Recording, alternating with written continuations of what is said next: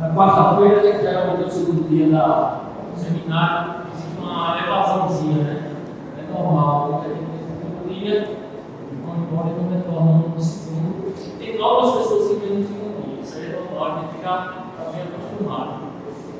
Eu quero apresentar, meu nome é Pedro Farias, eu sou gerente administrativo de suprimento da usina Perto da Policéia. Essa usina é uma usina pertencente ao grupo Carlos Lira, é uma usina que fica aqui no Oeste Paulista, na região de Presidente Prudente. E eu estou por lá há 22 anos. Eu comecei minha trajetória no departamento de compras e suprimentos, e ultimamente, há alguns anos, não muito distante, tenho contribuído no departamento administrativo. É um prazer recebê-los aqui, certo? Muita satisfação, e vamos extrair o máximo dos nossos palestrantes, né? Sejam bem-vindos mais uma vez, e vamos ver isso aqui com o recado do Salim.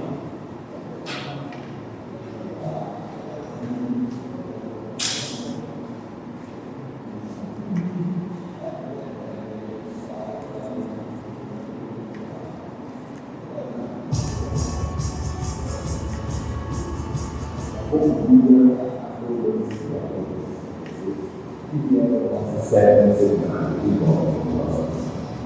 novamente para a segunda formação.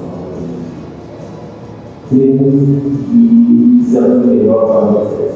Temos aqui 11 salas temáticas e pessoal, todas as informações, não só na área técnica, como na área de gestão e organização. Vocês vão ver aqui 2 meses, com certeza. Muitas inovações, vocês vão poder levar para as suas unidades produtoras e com melhorar a sua produtividade e contribuir para o país, contribuir com o mundo para a gente. Muito obrigado a todos vocês que vieram aqui, muito obrigado a todos os apoiadores que acreditaram na nossa vez. Queria agradecer a UNIP e serve diretamente em suas casas para que você possa ajudar a nossa. Obrigado a todos vocês. 2 dias maravilhosos de palestra e voltem com Deus para as suas casas. Amanhã à tarde. Obrigado e bom dia.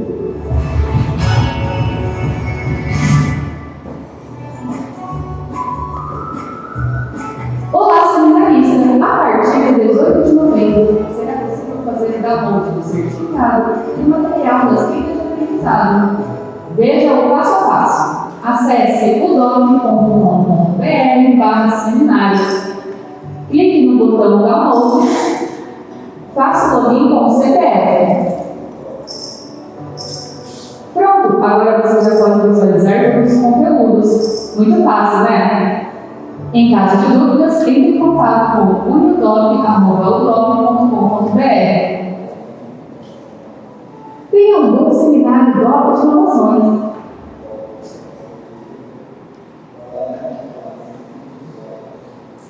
Para iniciar nossa manhã de palestras, temos aqui o prazer de receber o William Gonzaga Hernandes, sócio-diretor da FGA, onde ele irá desenvolver o tema Política de Hedges e Controle Financeiro para minimizar o impacto de flutuação dos custos e receitas.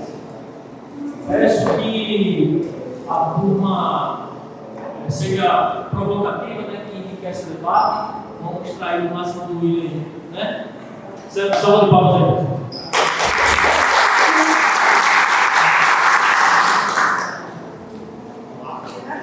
Obrigado, Pedro, pela apresentação. Bom dia a todos. Pode aproveitar realmente o clima para ficar à vontade e perguntar. Se tiver alguma colocação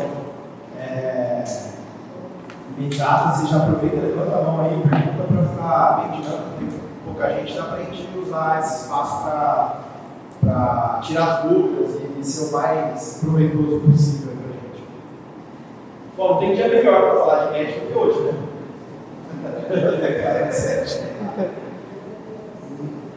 Espetacular. Teoricamente a sala devia estar cheia.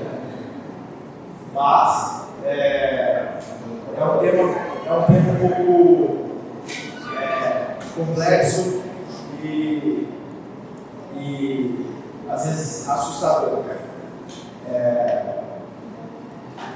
A primeira interpelação que a gente faz, quando a gente está tratando sobre o tema, é que muitos usam e interpretam a palavra hedge como um movimento especulativo. Então, vou fazer a minha posição, eu vou estar correndo algum risco de ter feito a posição. Então, por exemplo, vou fixar o dólar, vou comprar dólar, vou vender dólar, vou fixar açúcar, vou vender açúcar, e o mercado pode subir e eu não ter feito a minha política e o caminho certo. Porque você coloca assim, se você não fizer nada, você também está subindo isso. Então, assim, essa é a diferença que se tem, né, da pessoa falar assim, vou fazer isso, vou assumir um risco em estar fixado, em ter comprado tanto. E o ato de não fazer nada, ele é um ato de tomada de risco. Você está tomando o risco de não ter feito, né, à medida que você tem lá a sua posição em dólar, você tem lá a sua posição em açúcar, né, para ser vendida no futuro, e agora você não faz nada, você assume o risco desse mercado subir ou cair ao longo do tempo. Então esse é o primeiro recado geral aí, quando a gente vai falar sobre risco, ter esse entendimento de que não fazer nada é assumir o risco. Vou dar um exemplo na pessoa física, que quem vai para o exterior, já foi para o exterior ou pensa em ir para o exterior no futuro próximo, aí, nos próximos 3, 4 ou 5 anos, aqui da sala. Quem compra dólar todo dia com alguma frequência? Ninguém. Porque é difícil, porque é uma decisão dura, né, da gente tomar no momento certo, no momento errado. Na pessoa física a gente não faz isso. Né? A gente não faz as nossas proteções, a gente não avalia as nossas proteções, não avalia seguros, né, de vida, as proteções patrimoniais, seguro de bens. Na jurídica, na pessoa jurídica acontece a mesma coisa, a gente convive com esse mesmo dilema de quando fazer, qual que é a melhor hora, qual que é o melhor momento, se está correto ou não o caminho, né? Se o caminho que eu estou indo está correto ou não. Então é o mesmo dilema que a gente tem um pouco na física, a gente tem nas grandes empresas, em escala maior, obviamente, né? Em escala muito maior e com um nível de complexidade um pouco maior. Tá? Então eu quero trazer um pouco de material aqui para falar de hedge, de controle financeiro para minimizar o impacto nas empresas. Tem uma agenda aqui para falar rapidamente sobre a FGA, até para vocês entenderem o que a gente faz, coisa rápida. Falar sobre a questão da volatilidade em commodities, né? Ou seja, nós estamos no setor da superetanol, e também como que é a nossa opinião aqui da melhores caminhos, melhores práticas para melhor gerenciamento do risco. Bom, a FGA é uma empresa independente, a maior empresa independente, ou seja, não ligada a banco do setor de açúcar e etanol. A gente tem 4 áreas principais. Eu estou lá há 17 anos, a empresa existe há 19 anos. Sou um dos sócios mais antigos lá da empresa. E as 4 áreas são essas: é uma área de finanças corporativas, que tem mais de 25 bilhões de transações realizadas, M&As, IPOs, TRAs, FIIs, debêntures, operações com BNDES, multilateral, e por aí vai. E aqui também é onde é desenvolvida a área de gerenciamento de risco, né, que trata os comitês com as empresas para fazer gerenciamento de riscos, especialmente financeiros. Tem também uma gestora de recursos. A gente tem um privilégio de ter o nome da nossa empresa aberto na Bolsa de Valores. Então, se você clicar lá, FGA 11, é o FGA da FGA, que a gente empresta dinheiro hoje para 17 empresas ligadas ao agronegócio, 14 ao açúcar e etanol, usina Batatais, Presente, Grupins, ou seja, várias empresas do setor que a gente empresta recurso e acaba monitorando o próximo dessas empresas para fazer crédito, então a gente sofre um computador de banco aqui. Tem uma área de assessoria de investimentos que ajuda as empresas e as pessoas físicas a investir melhor o dinheiro e aplicar o dinheiro. São quase 2.500, quase 1 bilhão de custódia aqui também para administrar. e uma área de assessoria em energia elétrica, onde o Nishida, que era o gerente corporativo lá da Metro, fazia a conexão das plantas da Metro para comprar energia, veio para o time para ajudar os nossos projetos de cogeração e outros projetos de energia elétrica, solar, e também algumas termoelétricas, para fazer a conexão e venda dessa energia no mercado. Então, a gente tem essas 4 horas que traz um conhecimento bem amplo aqui sobre macroeconomia, sobre energia elétrica, sobre açúcar e etanol, sobre gestão de crédito, que ajuda a fazer um pouco do papel aqui no time. São mais de 100 pessoas hoje na equipe, a gente tem escritório em Ribeirão, em São Paulo, usa bastante a tecnologia, a mão de obra ali da FEA, da USP de Ribeirão, que a maior parte do time acaba sendo ali da FEA de Ribeirão Preto. E a gente está conseguindo fazer crescimento tanto no setor de açúcar e etanol como nos setores correlatos ao álcool.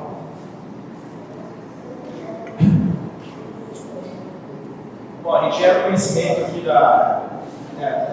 esse ecossistema da FGA faz com que esse conhecimento que é feito e gerado ali nos bancos, nas trades, algumas consultorias, ser internalizado dentro das companhias, com a nossa interpretação independente e isenta para a tomada de decisão. Então é isso que a gente ajuda a fazer no dia a dia das companhias. Tá?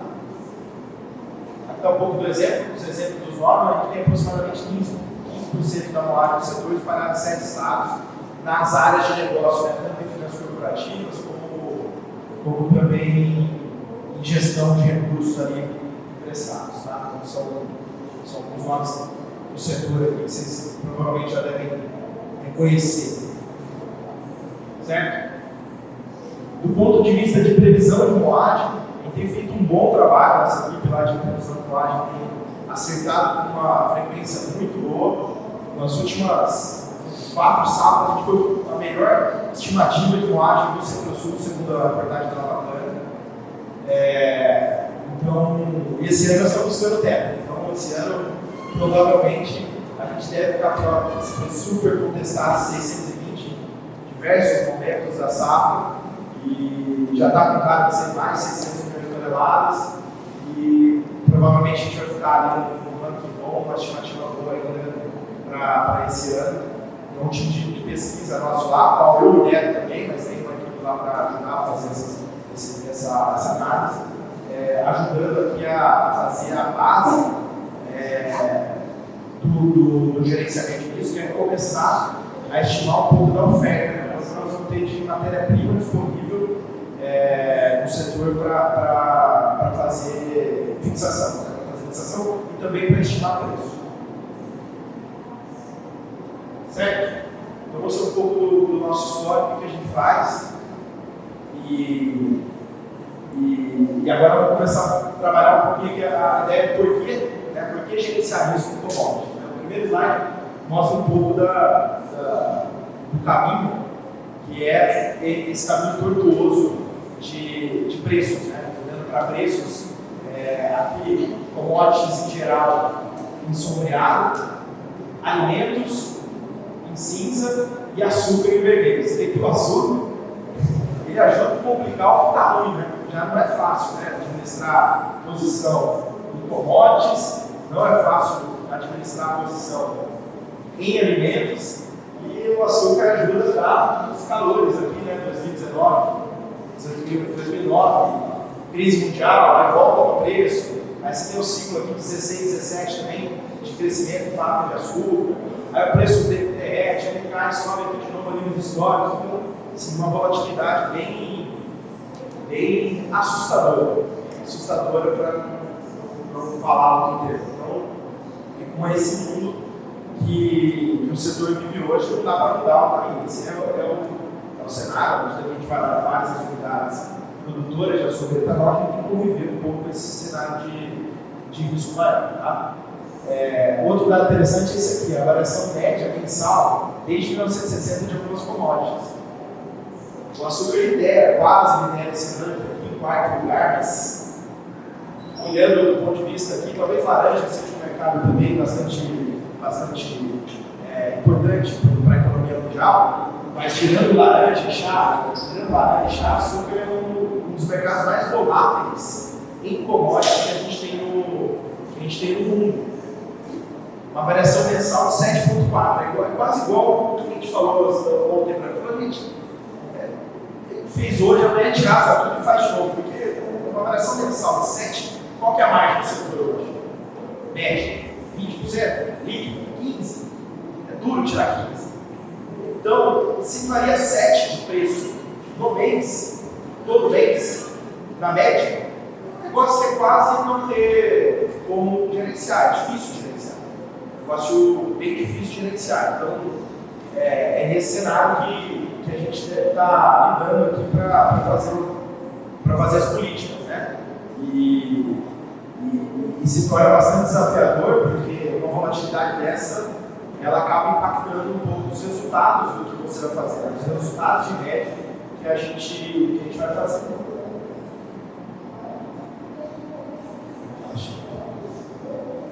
Certo? Então, conseguimos bater petróleo, borracha, cobre, milho, 4%, né? Então, algumas commodities com relativa estabilidade e o açúcar com uma variação maior. Eu tenho uma ideia de por que isso acontece. Se você observar aqui as culturas que estão na ponta de baixo, vocês podem observar que são culturas menos perenes, né? São culturas que você faz o plantio todo ano, então você decide fazer o plantio todo ano. O açúcar, não, né? O etanol, no caso cana, cana que é a matéria-prima principal do açúcar, tem outras matérias-primas, né? Beterraba, tudo mais, tem o açúcar, a cana-de-açúcar na Índia, que tem uma cultura um pouco mais curta, mas no Brasil, que é 50% do comércio exterior mundial, a gente está falando de ciclos de 5 anos. Então, o preço sobe, o preço desce, a capacidade de você ofertar ou desofertar, tirar e colocar produto do mercado é pequena, porque não tem como fazer isso de forma rápida.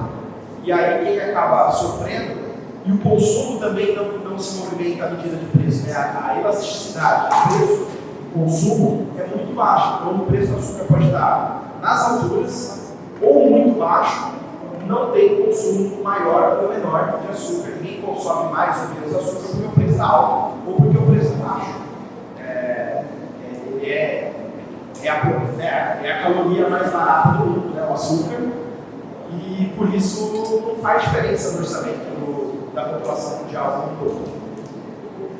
E isso acaba sendo, quem é o fiel da balança é o preço, né? Acaba sendo o preço quando você tem uma oferta menos volátil, ela e a demanda cadenciada, quem sofre é o preço. Durante esses ciclos, os preços acabam sendo bem voláteis ao longo do tempo. Enquanto nas outras commodities, você pode ter essa administração da oferta um pouco melhor.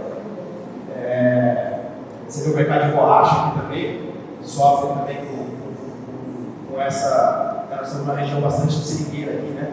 Bastante seringueira ao redor aqui de Araçatuba. Também é uma cultura que é bastante perene, né? Vai plantar seringueira há 40 anos.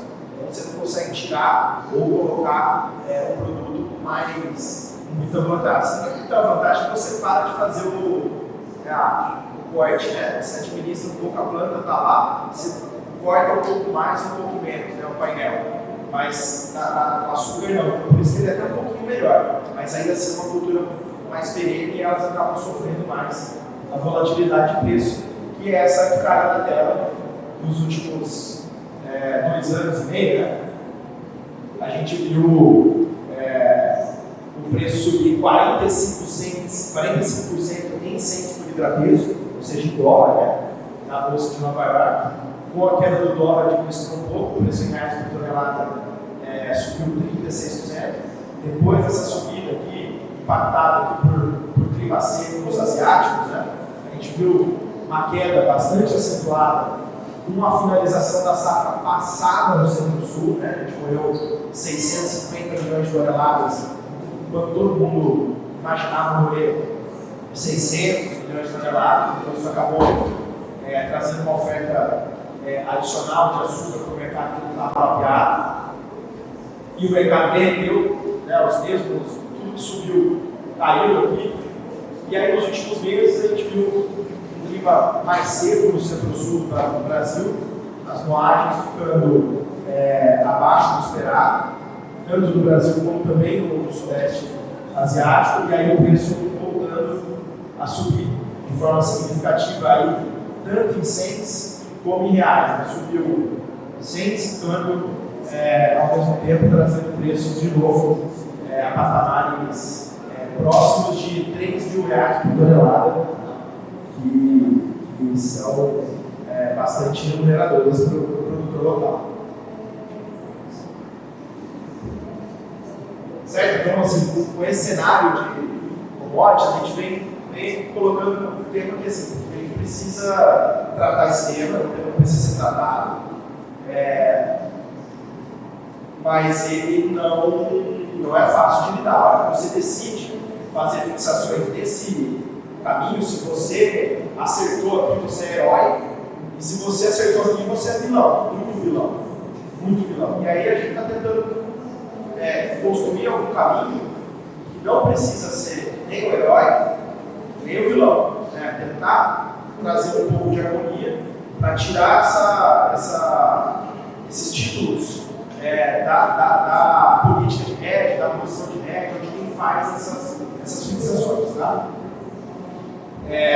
Do ponto de vista de mercado de açúcar e etanol, tem mais uma complicação que é macroeconômica, que é a posição dos fundos especulativos. Né? Então, existem fundos no mercado internacional que aplicam o dinheiro dele em commodities. Uma dessas commodities é o açúcar e não é pequeno. Né? Se você observar aqui, isso aqui é a cotação de Nova York junto com a posição comprada dos fundos. Você vê que casa bem os movimentos. Né? Quando eles têm uma posição ou aumentam demais a posição, os preços costumam ser remuneradores. Aí eles vêm de novo para uma posição zerada ou então vendida, né? Quando está negativo, eles estão vendidos de açúcar, significa que eles estão apostando que o açúcar vai cair. Quando eles estão comprados, eles estão imaginando que o preço do açúcar vai subir. E essa posição não é pequena, né? Se pegar essa posição de 200 mil watts, ela representa o mercado da Tailândia, que é o segundo maior mercado de açúcar do mundo. Então, eles têm uma condição de arbitragem, de mexer nesse mercado muito significativo. Então, movimentos de oferta e demanda fundamentalistas, de olhar de fato quanto vai ser a produção, quanto vai ser o consumo, são um pouco bagunçados ou atrapalhados ou viesados pelos movimentos de fundos especulativos que dependem de outras coisas, depende de dólar, depende de câmbio, depende de liquidez, depende de aspectos macroeconômicos globais que às vezes são incontroláveis aqui no Brasil e são inesperados, como o que está acontecendo hoje, por exemplo, que é a eleição do Trump, que não era nenhuma novidade, tinha chance de ser eleito, e causando um pouco de furor no mercado, especialmente no mercado de câmbio, e juros também. Mas eu coloco isso para trazer o seguinte tema, né, que é um tema que também vai ao ponto aqui do porquê trabalhar as políticas, que é se existe ou não o hedge natural do setor. Porque o primeiro caminho é de imaginar que, à medida que a gente tem açúcar, que é uma commodity que está cotada em centros por libra-peso em Nova York, a primeira impressão que se tem é que você está protegido das variações cambiais que podem acontecer nesse mercado. Ou seja, o câmbio pode explodir e eu ter a segurança de que o meu preço em reais vai subir também, que é o que está acontecendo hoje, né? O mercado não abriu ainda, mas quem aposta que vai cair vai ser para baixo?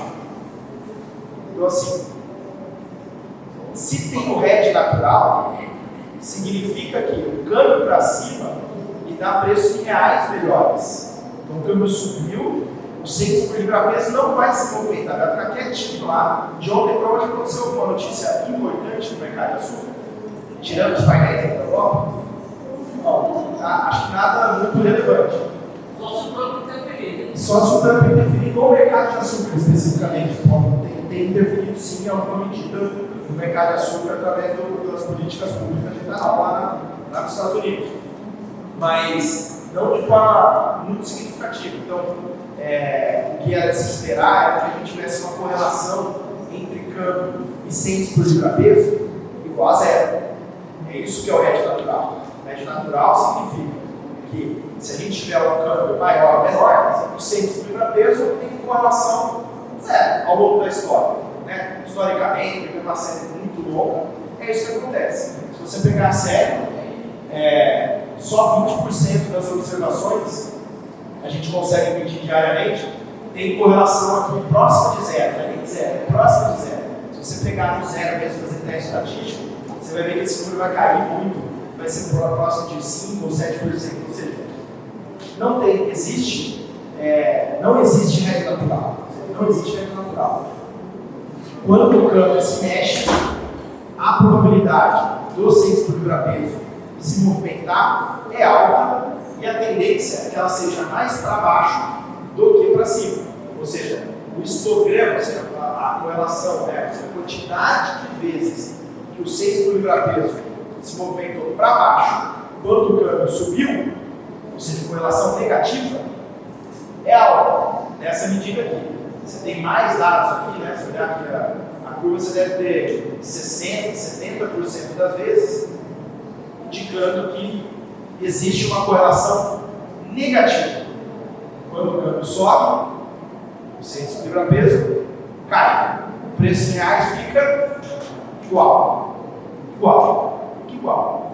Então, esse é um pouco do primeiro conceito que fala assim, a primeira coisa que a gente tem que fazer política de renda no setor é olhar os preços em reais. Em reais, em moeda local. Essa aqui é a primeira definição. O diretor financeiro lá quer ter posição em dólar, quer ter uma aventura em dólar, quer ter exposição a dólar, quer ter diferencial de câmbio em dólar, beleza, deixa essa decisão para ele, separa a minha decisão comercial e de negócio, de preço é em reais e a sua em dólar. Eu vou fazer meu hedge aqui em centes por libra-peso e o câmbio. Se você quer fazer o câmbio aí ficar exposto ou não, a sua decisão é uma decisão financeira.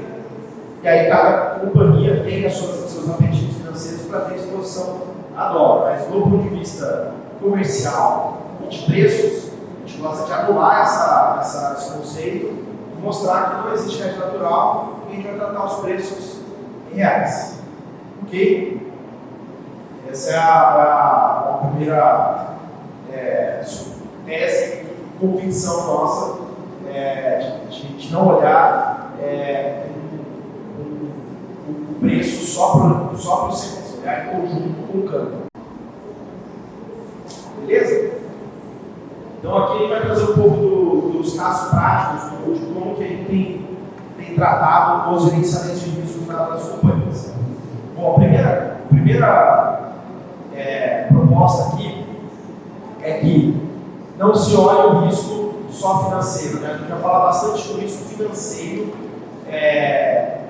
dessas posições, né? Mas se você olhar uma companhia no todo, ela tem risco comercial, tem risco operacional, tem outros riscos aqui que eu não elenquei as características, mas risco legal ou regulatório, risco tecnológico, risco de fornecimento RH, risco social, ambiental e governança, ou seja, risco para todo lado. E por que a gente entende que tem que olhar a matriz de risco por completo? Pelo seguinte motivo: se você tiver com um risco operacional alto, por algum motivo, você está fazendo investimento, você não tem irrigação das suas plantas, você tem pouca flexibilidade industrial, algum motivo de risco operacional um pouco mais alto, em tese, você tem que administrar bastante o seu risco financeiro. O seu risco financeiro tem que ser baixo. E o inverso é verdadeiro. Se você estiver operacionalmente bem, plantas cheias, irrigação, flexibilidade industrial, ou seja, se o risco operacional estiver relativamente ou bem mitigado, dá para avançar um pouquinho mais e ter um pouquinho mais de risco financeiro no negócio. Então, a gente entende que não dá para olhar isso de forma associada. Isso tem que ser olhado de forma agregada, voltando para a pessoa física, porque é legal que traz os casos reais, é a mesma coisa nós. A gente vai comprar um seguro de vida.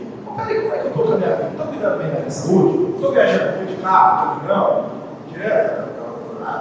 Não dá. Né? O risco operacional e esse risco financeiro também, que é a questão dos seguros. É basicamente a mesma coisa. Então, olhar o risco como uma forma um pouco mais global, não só o risco financeiro, é importante para tratar o risco financeiro. Então, empresas que tenham riscos elevados nas outras áreas, a gente entende que o risco financeiro tem que ser muito mitigado, bastante baixo. Empresas que já estão em outro estágio, o risco operacional, o risco comercial, que estejam bem administrados, vão levar essa escala de risco e tratar, poder tomar um pouco mais de risco financeiro.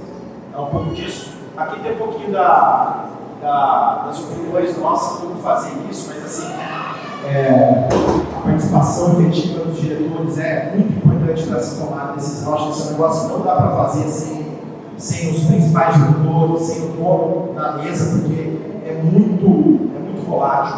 Não precisa do commitment deles, da participação deles, inclusive na tomada de decisão.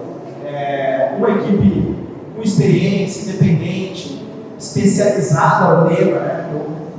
Vai fazer açúcar etanol, tem que fazer com alguém que entende de açúcar etanol, não com outras pessoas que não entendem, vice-versa, né? Não vai fazer fixação de laranja com gente que não entende do mercado de laranja. Informação adequada, participação nas negociações, assertividade no time. Isso é super importante começar bem, né? Quando você vai começar a andar de bicicleta, a primeira coisa que você tem que fazer é o quê? É não cair. Você não pode cair, você não precisa fazer um sprint lá e mostrar que você vai ganhar os 100 metros. Você só não pode cair nas primeiras. Se você cair nas primeiras, vai correr o medo, aí o processo de aprendizado vai ficar mais deficitário. Então, vai começa pequeno, começa de forma mais conservadora, para formar o aprendizado de quando você estiver lá, quando você tira uma rodinha, tira outra, daqui a pouco você está fazendo os sprints mais adequados. Então, acertar o timing de como começar é importante, além dessa posição de decisão hierárquica, né, e de disciplina no que foi tomado de decisão, ou seja, não mudar as regras do jogo a partir do jogo que está começado. Então, esse é um outro dilema que a gente tem, porque assim, em tese não é para mudar a regra do jogo depois do jogo começar. Mas também, se começar a rodar a bicicletinha 100 por hora sem rodinha, às vezes vai precisar mudar a regra. Às vezes vai precisar impor os limites para depois restabelecer o padrão. Então, mas em tese, ter a disciplina de não mudar um pouco da regra que foi estabelecida de como fazer a estratégia financeira. Aí, no lado de risco financeiro, dentro de risco financeiro, a gente gosta de ter a abordagem também dinâmica, de olhar para esses quatro quadrantes aqui e mostrar que assim, a exposição cambial, a posição de caixa e a alavancagem da companhia define um pouco da estratégia de fixação de preço. Da mesma forma que eu disse lá sobre os riscos de outros negócios. Se eu estou mais alavancado, eu tenho que estar mais preocupado em garantir margem no próximo ano do que se eu estou menos alavancado. Acho que esse a principal. Se eu tenho mais ou menos caixa disponível, eu tenho que ficar preocupado se a posição que eu vou fazer em hedge vai consumir caixa num ano mais apertado do ponto de vista de disponibilidade. Então eu tenho que desembolsar dinheiro para a minha estratégia de hedge. Então, essas posições aqui do ponto de vista de risco financeiro, elas têm que estar interconectadas e na nossa opinião, com limites, né, o que a gente gosta de fazer em gerenciamento financeiro é estabelecer as políticas quase o Banco Central. Basicamente o Banco Central tem meta, tem máximo e tem mínimo, e se ficar fora da banda, reporta para o conselho, tem que voltar para a banda, tem que tomar pena de ficar fora da banda e tentar fazer isso ao longo do tempo, como se fosse um Banco Central mesmo, que tem lá suas políticas de limite e que elas sejam razoáveis, né? Não dá para ser um limite que, como é que a Dilma chega lá, dobra a meta, não dobra a meta, dobra a meta. Aí fica um negócio meio consistente o que está sendo pregado, mas basicamente não tem muito segredo aqui, é ter um alinhamento da companhia com relação a todas as métricas para ter essas políticas bem estabelecidas. Tá? Do lado de hedge de preços, aí falando só de hedge de preços, que é aquele primeiro quadrante aqui, né, dos 4, qual que é as 5 etapas que a gente entende do processo?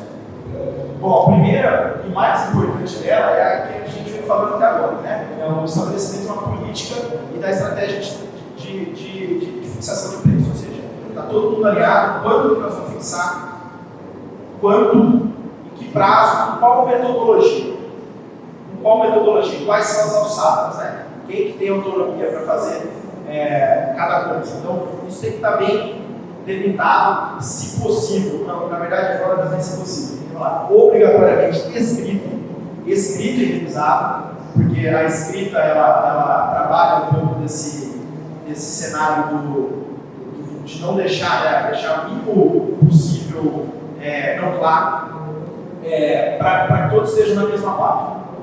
Depois disso,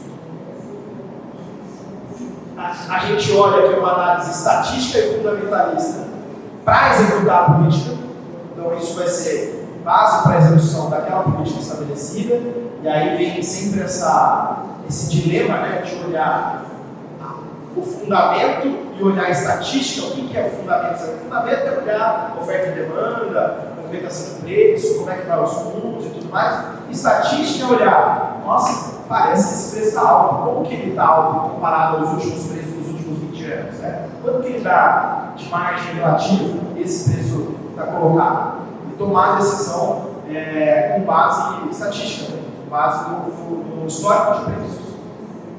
Depois vem a etapa de acompanhamento e gerenciamento dessas posições, que é super importante, porque saber onde você está é importante, como se fosse uma bússola, né? Alguém que vai te indicar lá, você está no mar aberto, alguém que vai falar, você está nessa posição, uma bússola, e você conseguir, a partir disso, reposicionar e falar, quero voltar para a praia. Aí você volta para a praia. Se ficar perdido lá na estratégia de fixação, de saber onde você está, a gente já viu muitos casos do cara ir para dentro do mar em vez de voltar para a praia, sem saber, porque ele não sabia necessariamente onde ele estava. O acompanhamento, o gerenciamento instantâneo, online e rápido é super importante. A análise dos resultados, o que seria a análise dos resultados? A análise do resultado também é importante para essa convicção de tipo, eu estou fazendo o trabalho certo, como tem o benchmark, né? Como tem feito os outros casos, ele fez ou não uma boa estratégia, existe alguma revisão que possa ser melhorada na estratégia sem perder o foco da disciplina, e isso vai se retroalimentando dentro da política. E a última parte que é o risco dentro de risco, né? Ou seja, tudo que a gente fizer ainda, a gente não vai conseguir isentar de ainda ter algumas coisas que baguncem um pouco da estratégia. Então esse que é um pouco do caminho. Aqui do lado de política, o que a gente tem feito é tentar enxergar aqui o volume de produção líquida que as companhias têm, e lembrar que açúcar a gente tem posição líquida de 5 anos, né? Se a gente está comprado na cana, a gente tem cana para 5 anos. Se a gente tem cana em indústria para 5 anos, a gente tem açúcar no 5º ano. A gente vai discutir o quanto que ele pode quebrar safra, eu posso fazer menos reforma, mas que todos têm açúcar. Daqui 4, 5 anos eu tenho alguma quantidade, eu tenho certeza. Né? Não tem tanta volatilidade nesse número. Mas então estabelecer essa política, né? E estabelecer esse tamanho de posição comprada de açúcares, que você já tem de açúcar ao longo do tempo. Isso é super importante, é a primeira etapa do processo aqui. A segunda etapa é estabelecer o volume de contingência. Para quê? Para que não aconteça o que pode acontecer, quebra de safras significativas e você ter mais volume fixado do que você tem de produção. Você não especular, porque ao você fixar essa posição, você só está vendendo o que você já tem. Se você descalibrar, né, e ter mais posição vendida do que você tem de fato, aí a gente tem um problema muito sério que é o overhead, a fixação demais nessas empresas, e o volume de contingência, trabalhar bem o volume de contingência é importante. Aqui o volume de contingência está sem valor aqui, mas porque cada companhia depende. Tem irrigação, vou voltar naqueles tempos, tem câmbio fornecedor, enfim, tem um monte de tema que você precisa trabalhar caso a caso e não dá para estabelecer um volume de contingência único. Eu já vi, né? O volume de contingência é 10%. Né? Ou tá, né? Não é tão fácil assim, né? Tem um volume de contingência olhando um pouco do histórico da cada companhia. Do lado de análise fundamentalista versus estatística, não vou nem passar com vocês isso aqui. Mas assim, do ponto de vista de análise fundamentalista, o que você tem que fazer? Olhar a oferta e olhar a demanda dos produtos para estimar preço. Cara, eu tô há 18 anos, isso aqui, tem gente há 20, 30. Eu quero ver alguém que seja capaz de trabalhar o percentual de renovação do setor, o período de cana pisada, condição climática, a situação financeira das usinas, desempenho histórico, capacidade de área, movimentação de ATR, aí tem teor de sacarose na ATR, aí você tem o quanto que você faz de mix para açúcar e etanol, aí você tem os dois produtos, aí do lado de lá você tem que ver oferta dos países asiáticos, tem que ver consumo dos países asiáticos, política de etanol lá, chuva lá, moções. Gente, vamos ser sinceros. Quem consegue fazer isso? A gente até, né, temos conseguido achar uma boa medida de oferta aqui lá no começo, ali, que está no Brasil, né, que acertar bem, tá bom, tal, mas não é fácil. Não é fácil. E são muitos fatores, né? São muitos fatores que acabam influenciando o preço. Então tem uma dificuldade muito grande de se olhar para fundamento e tomar as decisões. Na nossa opinião, vai virar uma salada mista. O diretor do lado de cá vai ter uma opinião, o gerente aqui vai ter outra, o fulano de cá vai ter outra, e a gente dificilmente vai chegar no consenso de informação de preço aqui, olhando para uma análise fundamentalista. Que resultam, né, nesses gráficos aqui que todo mundo passa, vai na área de mercado, geralmente eles estão falando isso aqui, né, de oferta e demanda de açúcar no mundo, quanto que o Brasil vai ofertar, quanto que os outros países vão ofertar, qual vai ser o superávit. Tá bom, a gente olha para isso, a gente quer entender, acho que é uma análise importante, mas assim, são dados bem difíceis de lidar, muitas informações que acabam acarretando um resultado significativamente diferente. Então, acaba sendo difícil a análise fundamentalista para tomada de preço, apesar de a gente olhar bastante para esse dado,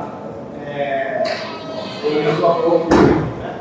Aqui é um pouco dos nossos fundamentos. Né? A gente tem lá a nossa previsão de superávit, tem lá qual que é a nossa regressão, né? Dado a relação de estoque e uso hoje no Brasil, a gente já estima aqui um modelo proprietário que o preço de equilíbrio estaria próximo de 23 centos por libra-peso. Então a gente olha para tudo isso, mas a tomada de decisão principal em cima desses números, ela é bem difícil. Então tem tirado um pouco de peso o plano de fixação que é tomada e decidida com base nesses números. Né? Do lado do etanol, aí você tem uma segurança um pouco maior, porque você tem um mercado local um pouco mais previsível para a tomada de decisão. No etanol, a gente tem uma relativa segurança um pouco maior em tomada de decisão, especialmente de carrego de etanol, para interessar, olhando para os balanços de oferta e demanda no Brasil de etanol. Aí é só curva do lado do etanol, a gente aposta que o etanol vai dar de preço e vai acabar sendo tendo ganho ali, chegando a 3,51 para os produtores lá no final de safra. Né? Vamos acompanhar como vem. Do lado estatístico, a gente prefere olhar o quê? Olhar a curva de 30 anos, 25 anos aqui de açúcar e entender, aí é uma curva de açúcar em reais normalizada, ou seja, incluída a inflação do setor, não a inflação do Brasil, para comparar esses preços atuais com os preços dos outros ciclos. E entender em qual momento de preço a gente está. Então a gente beliscou de novo aqui o percentil 90 que a gente chama, né? Que é o percentil 90 significa o quê? Que a gente só teve 10% das vezes com preços maiores do que esse na nossa história. Só 10% das vezes. Não precisa ser muito fundamentalista para olhar que o preço bom. Olhar que você tem que avançar nesse cenário. Então, e o inverso é verdadeiro, né? Quando o preço está baixo, segurar. Então, nossas regras políticas, 90% delas, 95% delas, tem sido tomada com base na orientação de preço, ou seja, esse preço atual. Remunera o capital, e ele historicamente é muito maior que a média histórica, eu avanço. Se ele não é, eu paro, preciso regular, preciso comprar açúcar. Se eu parar de fixar açúcar, naturalmente eu já estou tomando a posição comprada ao longo do tempo e ficando mais exposto. Na média, essa série aqui traz preços de R$ 2.200 por tonelada no Brasil, ou seja, a gente hoje entende que esse é um preço médio de açúcar olhando para a média histórica com as inflações, com as inflações setoriais. Então, boa parte das transações estão sendo feitas dessa forma. A gente trouxe um caso prático aqui de olhar uma empresa que nos últimos 2 anos e meio fixou todo dia a mesma quantidade, ou seja, ela fez preço médio. Ela fez a média, esse aqui é o preço do açúcar em reais, né? Subiu, desceu, subiu de novo. Se ela fixou todo dia, ela vai fazer média de 2.442.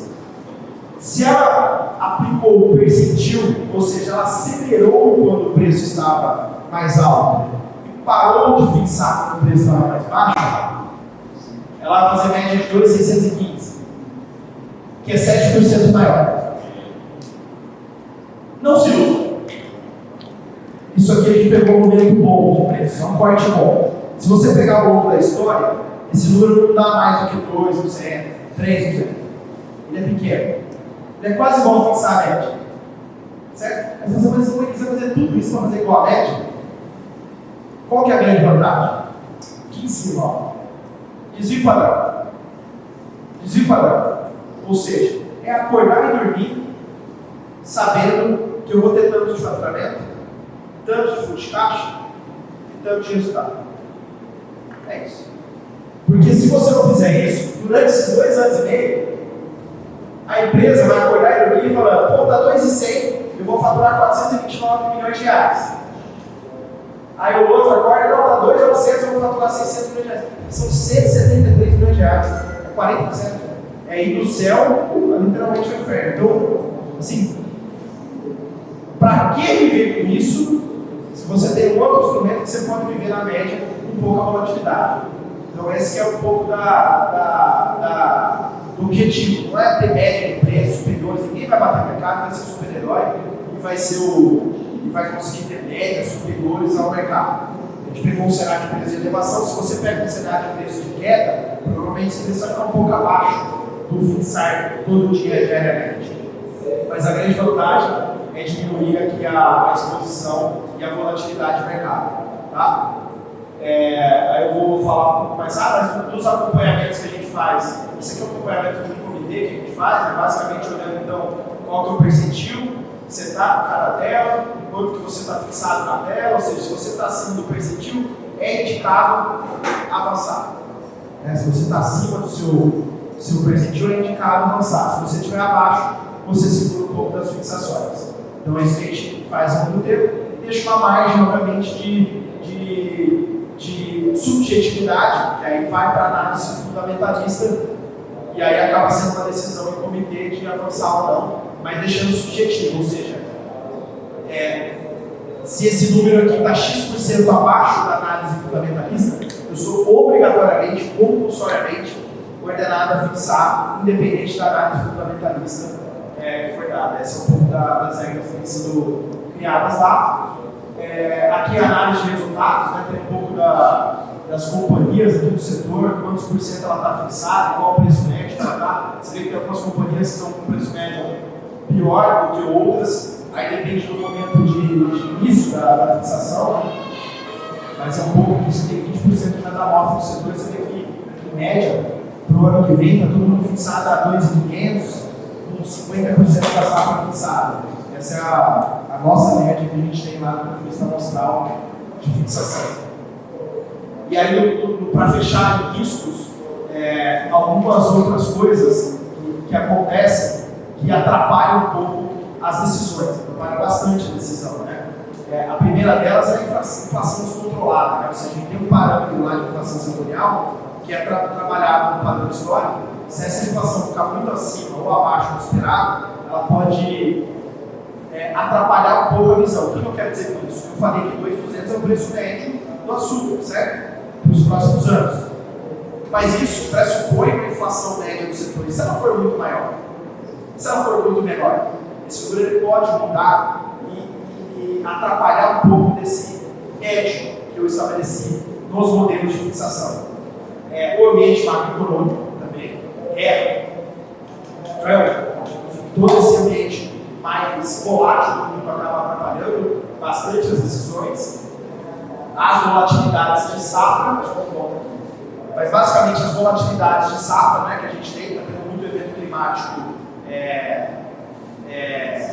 extremo, e isso acaba atrapalhando um pouco do histórico para a formação da posição que você tem de açúcar ao longo do tempo. E, obviamente, os marcos regulatórios, né? O governo, todo o ambiente regulatório ilegal atrapalhando, uma hora recebemos com uma meta tal, outra hora com uma meta Y, isso acaba atrapalhando um pouco a análise e decisão de preço que foi estabelecida como meta. Então, tudo que a gente fizer, a gente ainda vai ter algumas coisas que vão ficar um pouco para fora.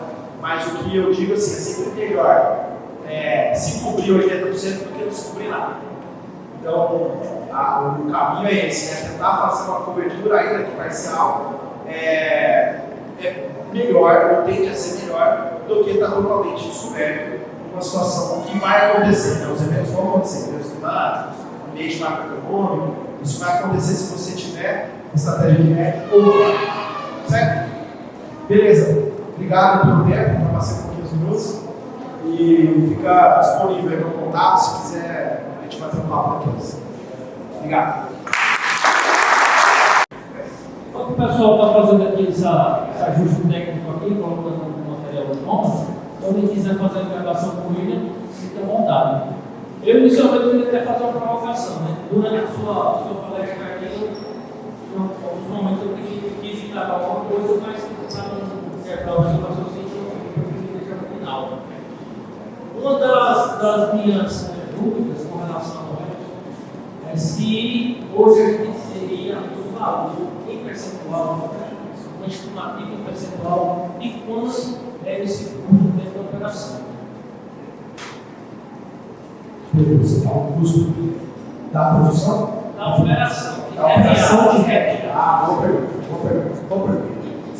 Normalmente é os 3% que você ganha no hedge. Mas tem um custo de imediato. Na hora que você vai fazer a atualização, os bancos, corretoras ou traders, eles cobram para você fazer o hedge. Então, existe um custo. Existe um custo além do administrativo. Né? Administrativo e operacional. Eu acho que esse, dado o tamanho das companhias, acaba se diminuindo bem. Mas o custo dos bancos, né, por oferecer os limites das traders também, esse chega a 3% olhando longo, né? Posições longas, posições de 3 anos, de 4 anos. No curto prazo, 1 ou 2 anos, aí é 0,5%, às vezes 1% do preço você paga para o agente financeiro te dar aquele preço ao longo do tempo, né? À medida que as empresas hoje, a maioria delas, não tem conta aberta lá em Nova York, porque você teria como fazer isso, né? Você abrir uma conta da usina lá em Nova York e fazer as fixações direto lá, mas isso exige bastante caixa das empresas, porque você teria que depositar na bolsa os ajustes diários que acontecem de preço na commodity. Então isso não é comum, não é trivial. O normal é você acessar bancos, corretoras ou tradings para fazer essa fixação, e isso tem que custar 0,5% até 2%, 3% no longo prazo. Você falou bastante a questão de fazer essa trava numa alta. Né? Existem situações que você consegue, travando, liberando o vendido, e você tem resultado? Desculpa, a gente tem resultados na operação vendida. Exato, na baixa. Na baixa. Porque você mostrou que a variância é na alta, pensa aqui. Sim. Na baixa.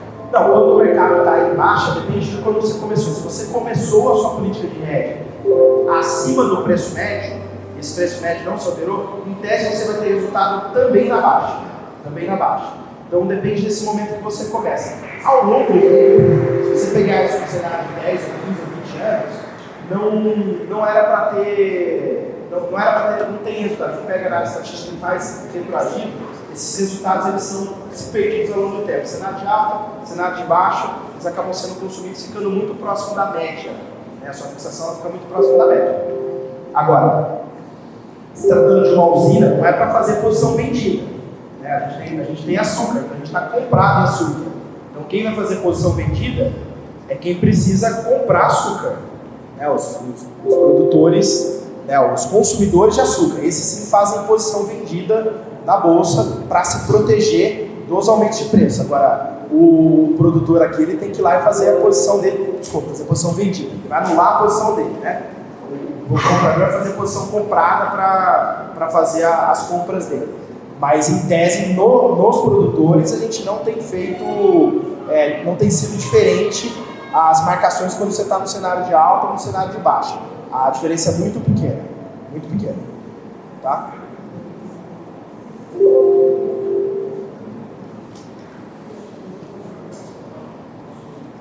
Realmente é assunto para o dia todo conversando aqui, né? Então é tudo amplo aí. Vamos agradecer mais uma vez o William, né? Obrigado aí pela participação aí, pela contribuição.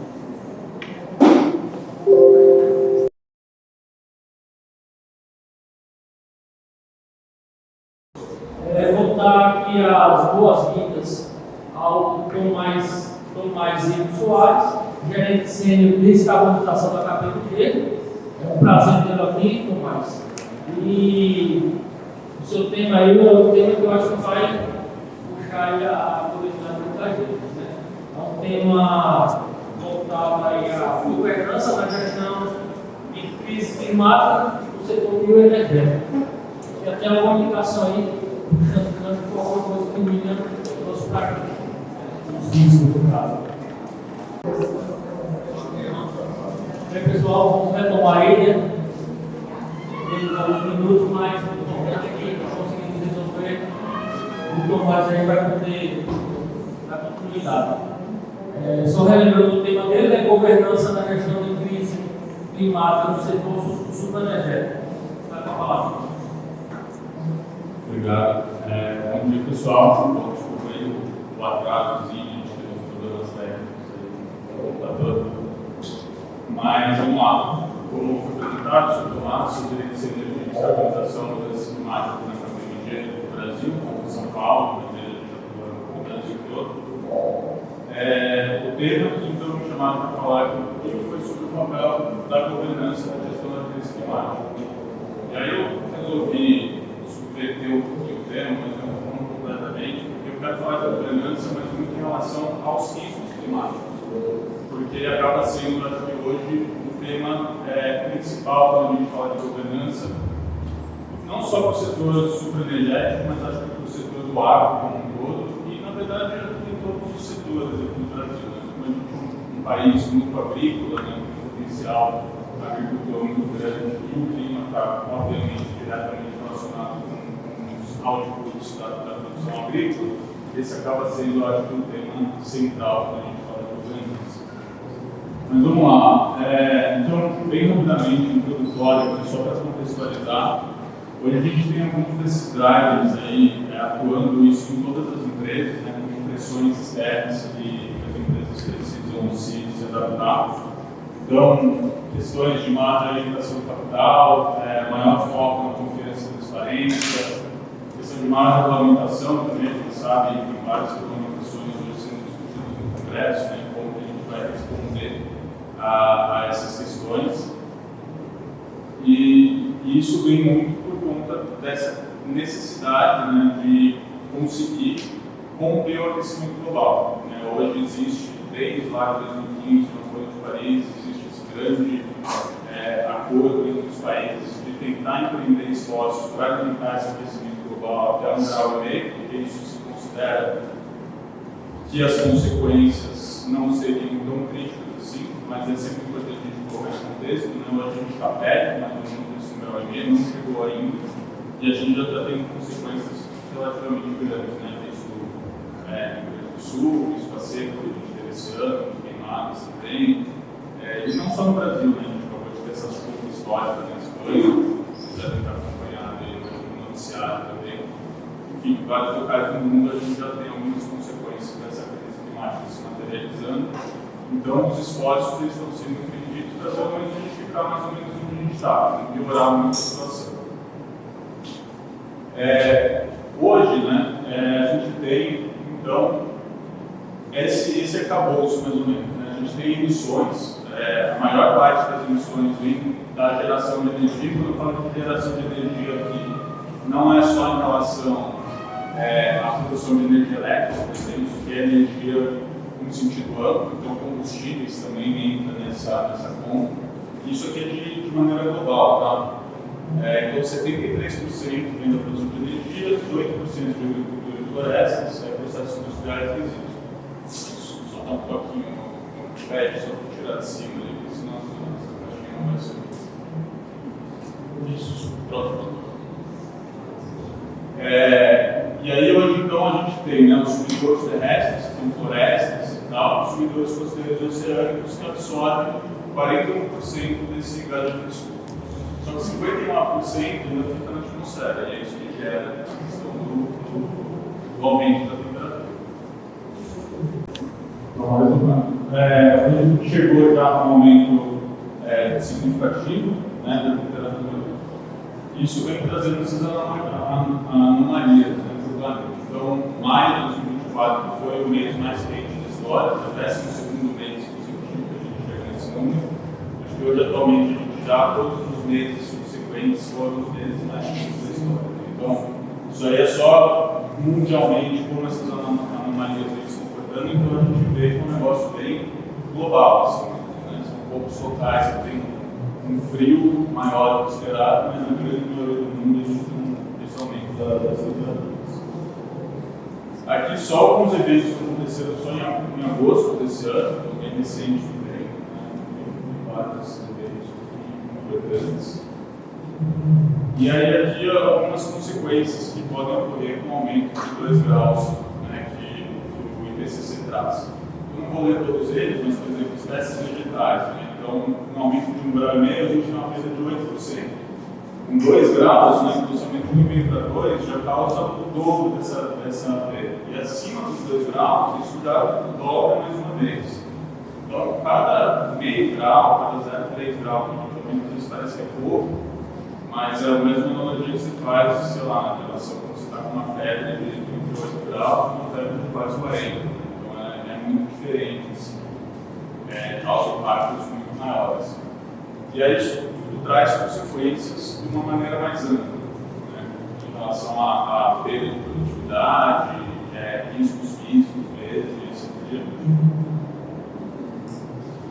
E aí qual que é a percepção de risco dos negócios como um todo, né? Então, todo ano no Fórum Econômico Mundial se faz essa pergunta: qual que é os 5 riscos que vocês estão mais preocupados?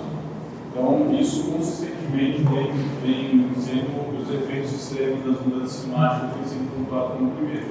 Se a gente olha no horizonte de tempo curto, né, a gente pergunta também para diferentes grupos da sociedade, como sociedade civil, organizações internacionais, academia, governo, setor privado, etc. A gente vê que tem questões políticas e ambientais muito entre o primeiro e o segundo, dependendo de qual grupo, mas isso no horizonte de tempo de 2 anos. Quando a gente olha para o horizonte de tempo de 10 anos, então fica muito perceptível que isso é uma percepção de risco latente para todo mundo. Se todo mundo bem se preocupado com essa questão, né? Só que relativamente pouco tem sido feito. As pessoas sabem do risco, mas relativamente pouco tem sido feito.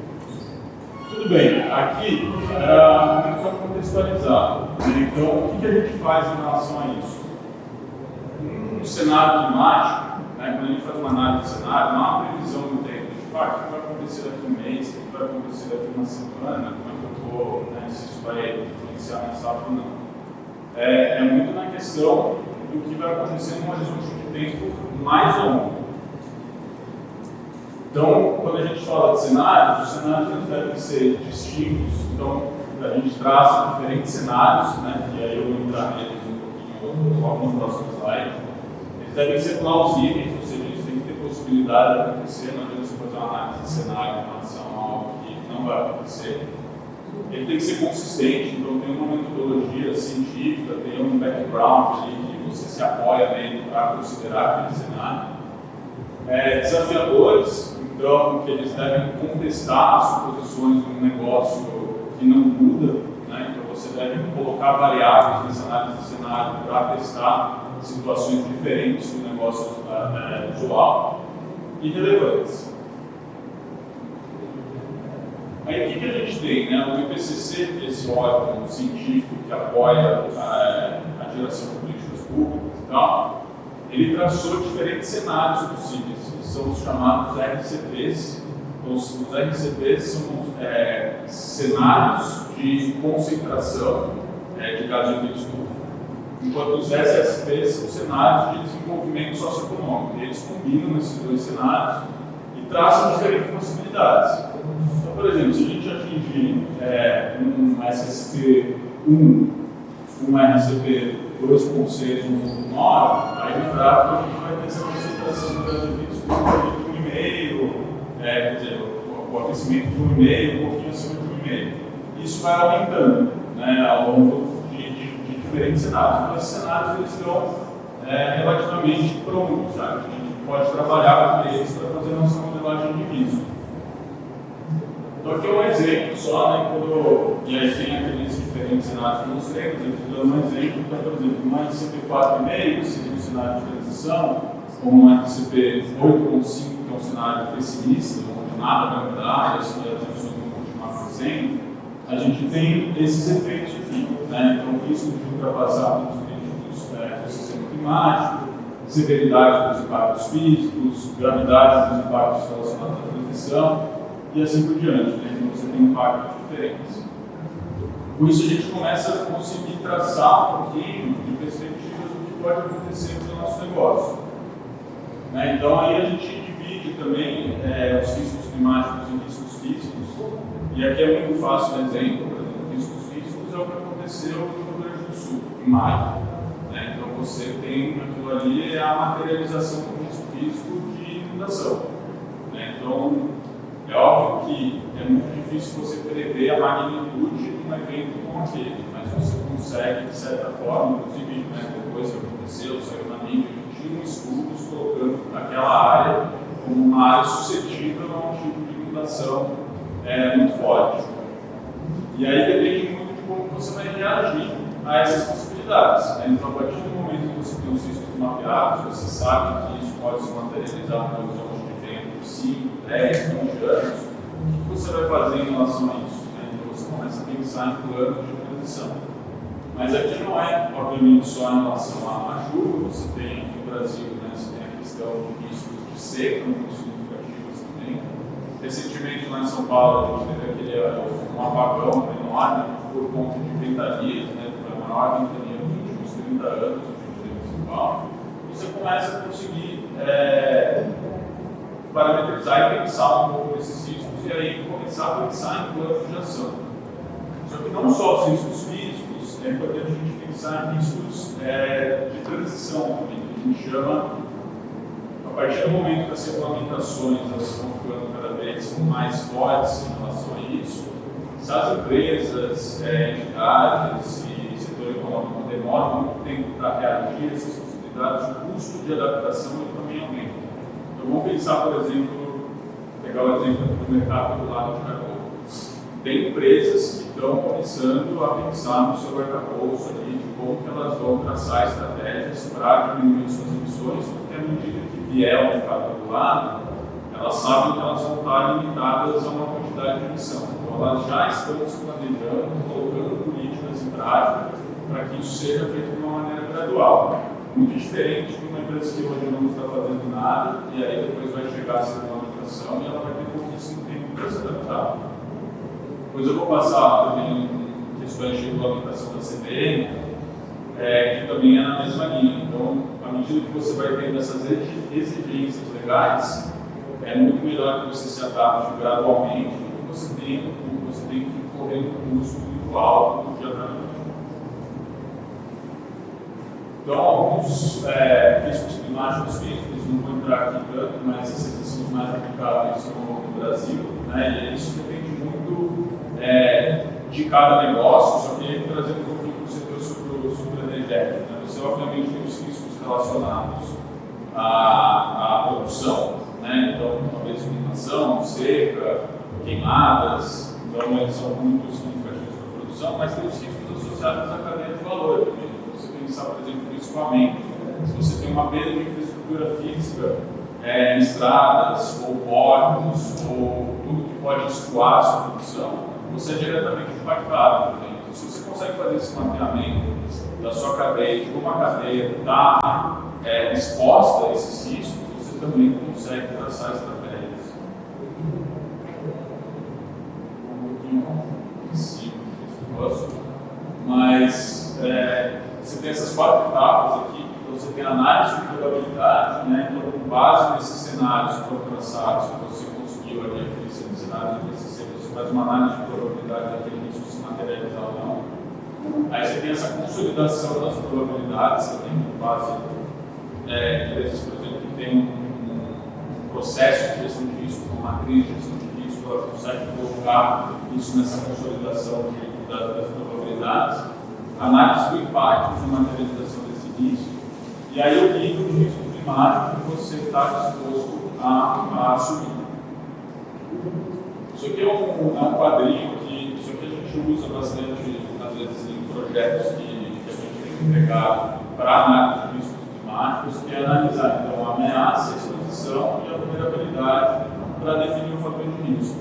Então, aqui dando um exemplo prático, no começo desse ano a gente foi contratado por uma processadora de grãos grande no Brasil. Eles não têm produção própria, né? Eles compram de muitos produtores do Brasil inteiro e fazem só processamento.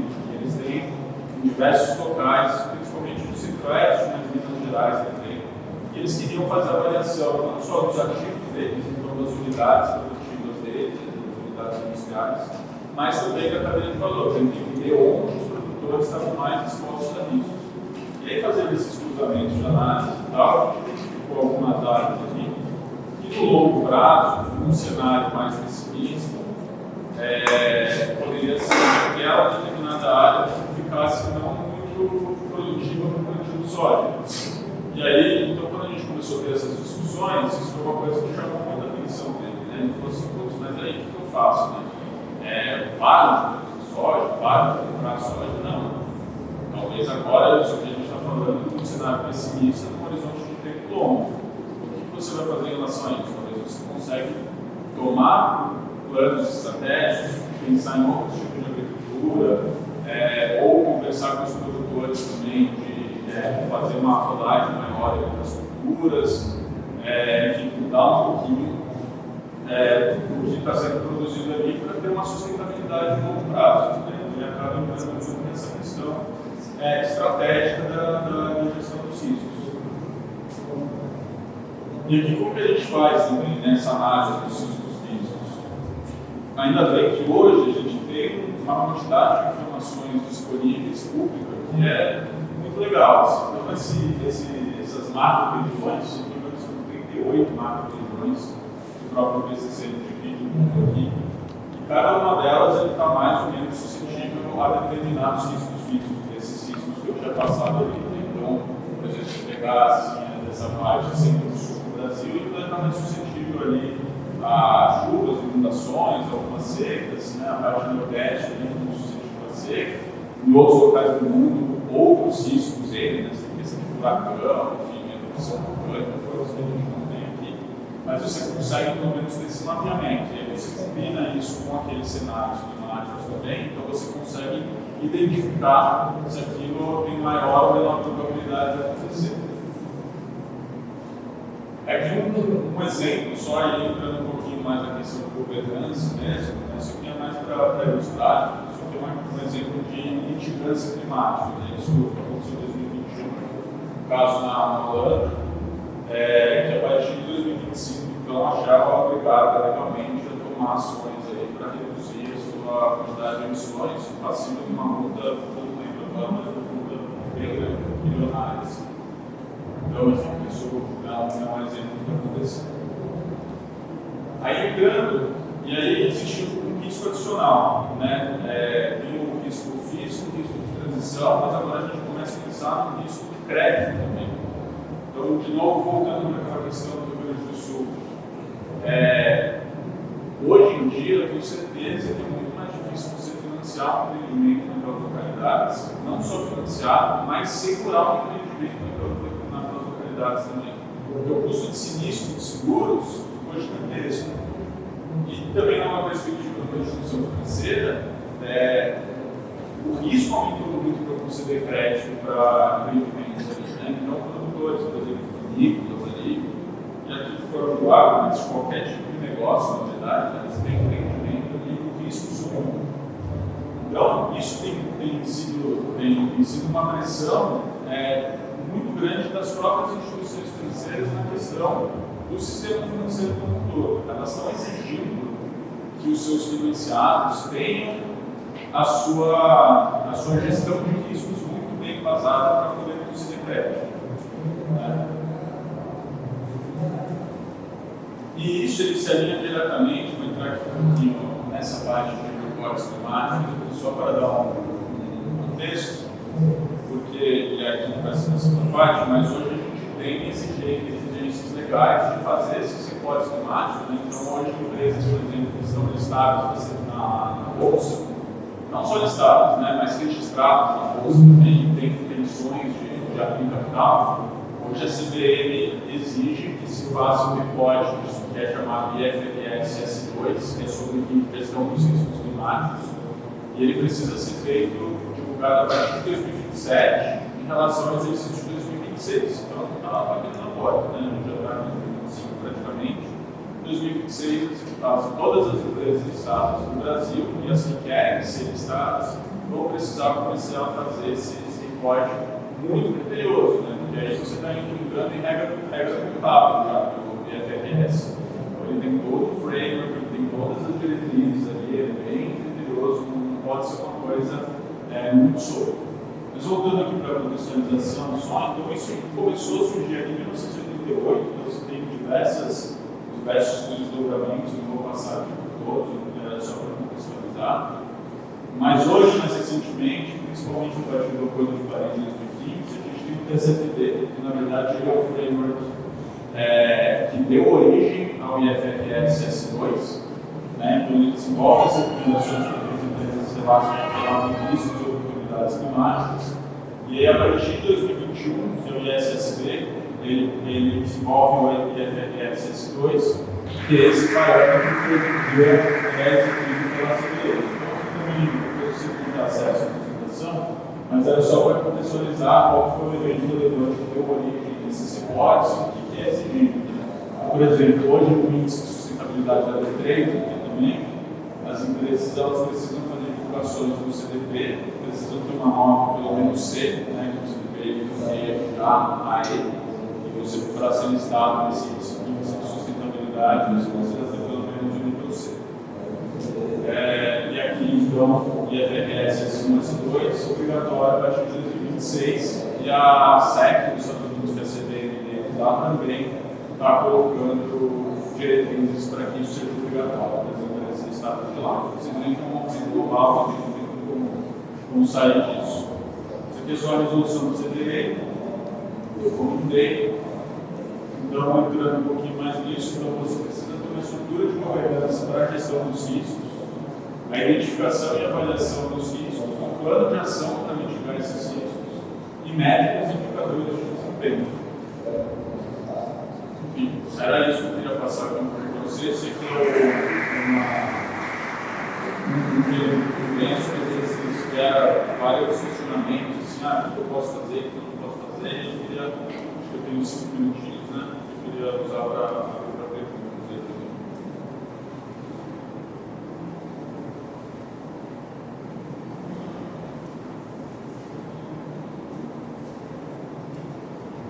A palavra está franqueada aí para a turma aí.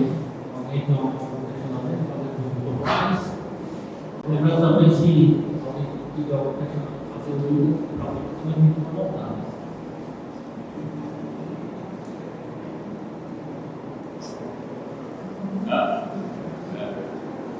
Gente, vamos encerrar, né? Esse momento, intervalozinho de 30, deixa falando um pouquinho tempo. Queria agradecer primeiramente ao Dó pelo convite em fazer a moderação desse papel. Muito agradecido. Agradecer a Marta aqui, né? Nossa companheira do staff. E agradecer principalmente os palestrantes, né? Por estarem com a gente pegando valorzinhas. E a razão de tudo isso acontecendo com vocês nos próximos anos. Então, acho que o agradecimento maior são para os participantes, que é a razão da nova destino. Obrigado mais uma vez.